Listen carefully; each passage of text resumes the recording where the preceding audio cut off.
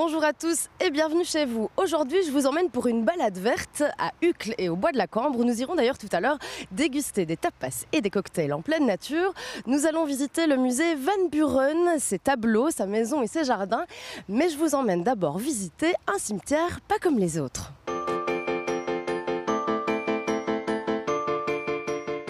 Le cimetière de Diewijk n'est effectivement pas un lieu commun. Un peu surprise, je découvre plus de 2 hectares de verdure en bord de route.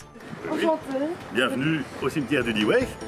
Je rencontre Jean-Michel et ses 1000 histoires à raconter.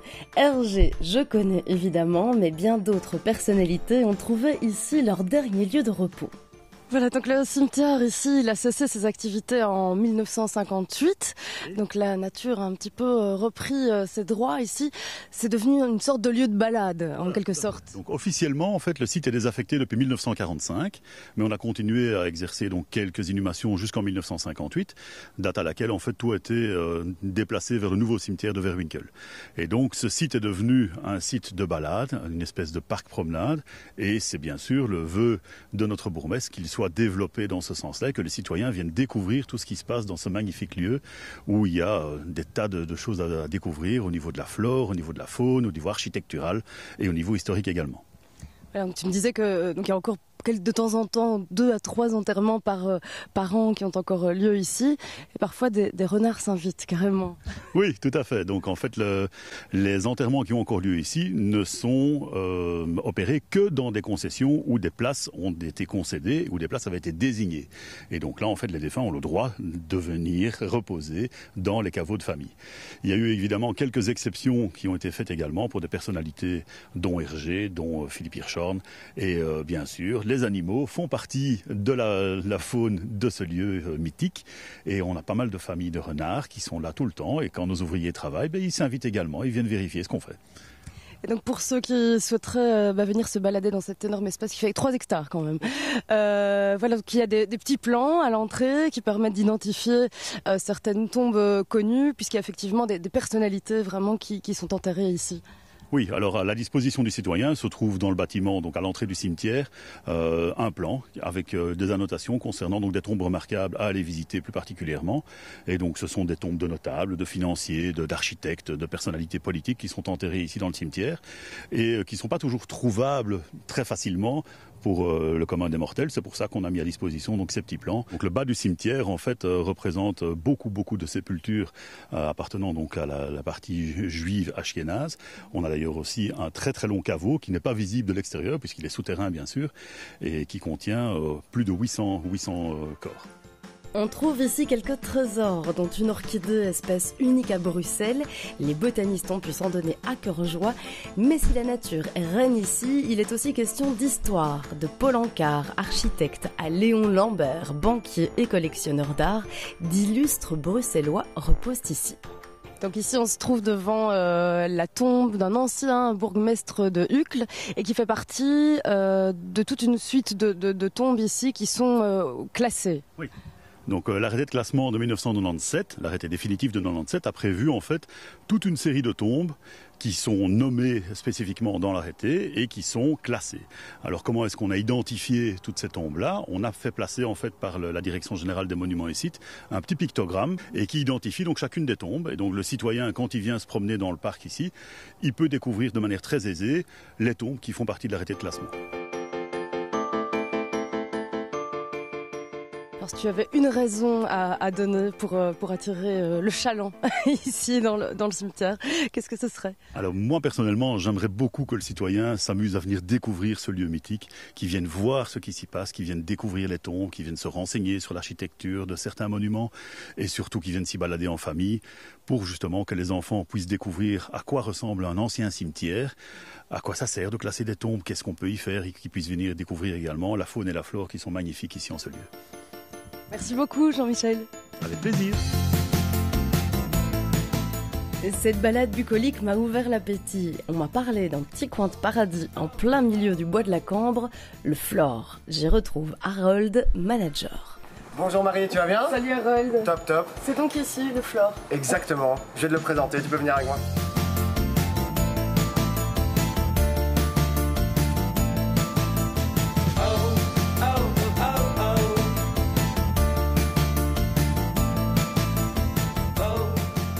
Alors Carole nous prépare de délicieux mocktails, je flâne et m'installe au jardin. Quel bonheur de pouvoir prendre un bol d'air pur en pleine ville tout en prenant un verre en terrasse. Donc Carole, toi t'es manager ici et t'es mixologue aussi, qu'est-ce que tu nous as préparé ? Alors en l'occurrence c'est un Pink Lady, donc c'est plutôt fruits rouges. Et de l'autre côté on va avoir un jus avec tout ce qui est ananas, passion et un ginger ale pour hausser le goût. C'est quoi la touch ici chez Flore ? Les cocktails, les tapas ? C'est un peu un mélange des deux. Alors tu as vraiment une partie, tout ce qui est cocktail avec les mixologistes qui travaillent derrière. On a vraiment des créations qui se font plus ou moins toutes les semaines avec vraiment une bonne ambiance et une belle thématique autour des cocktails.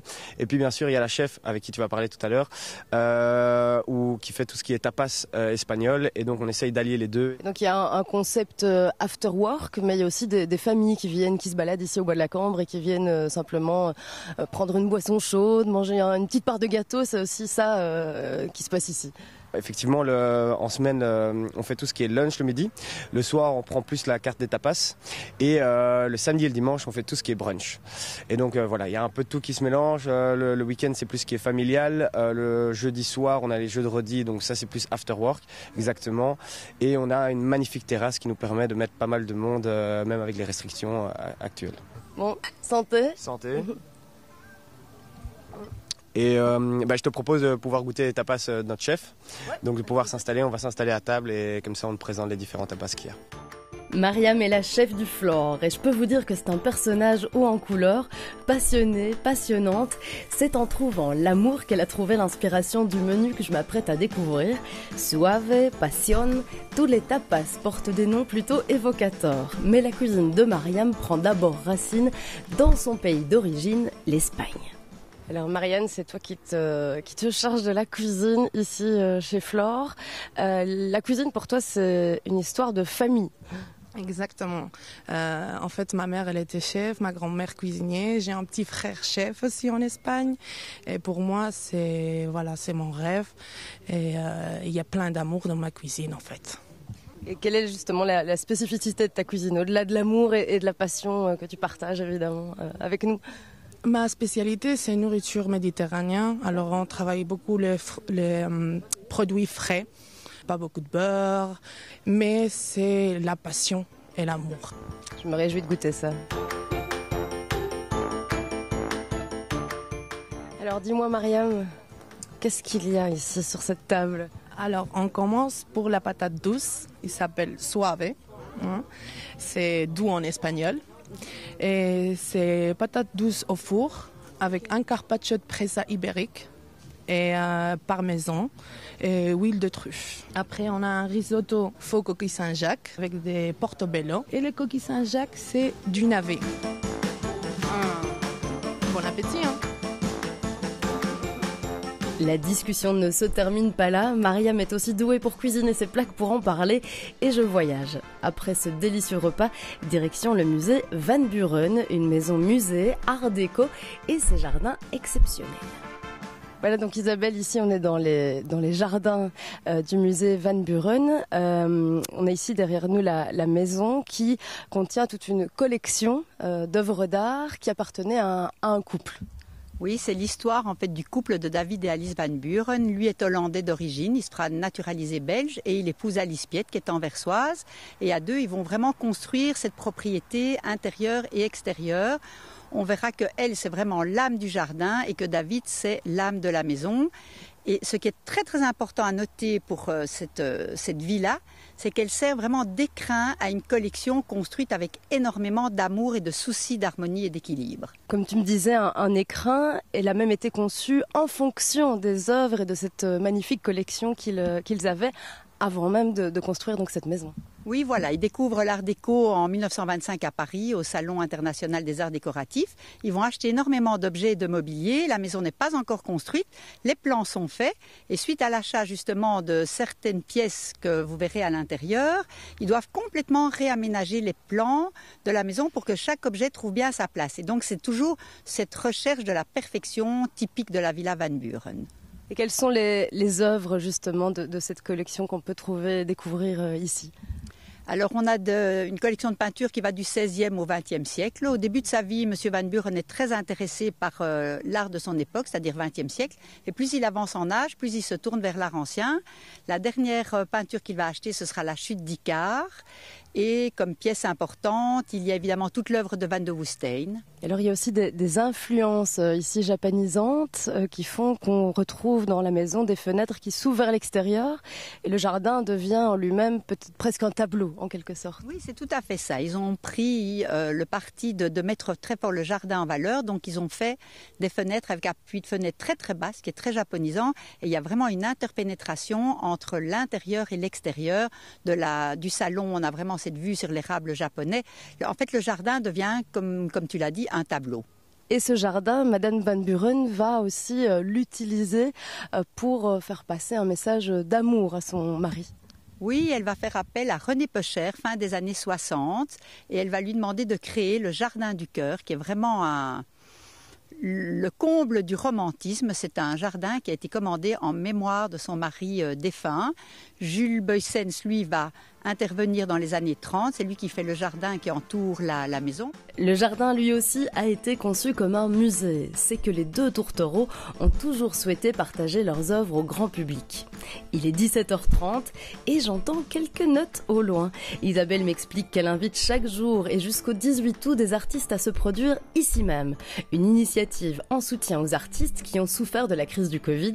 Van Buren solidaire. Concerts, jazz, performances scéniques, il y en a pour tous les goûts.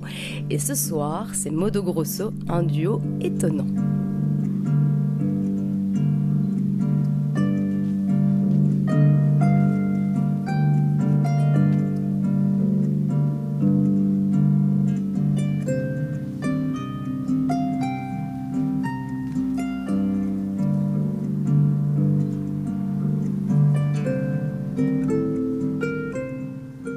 Moi, je vous laisse, je profite du spectacle et je vous dis à la semaine prochaine pour de nouvelles aventures bruxelloises.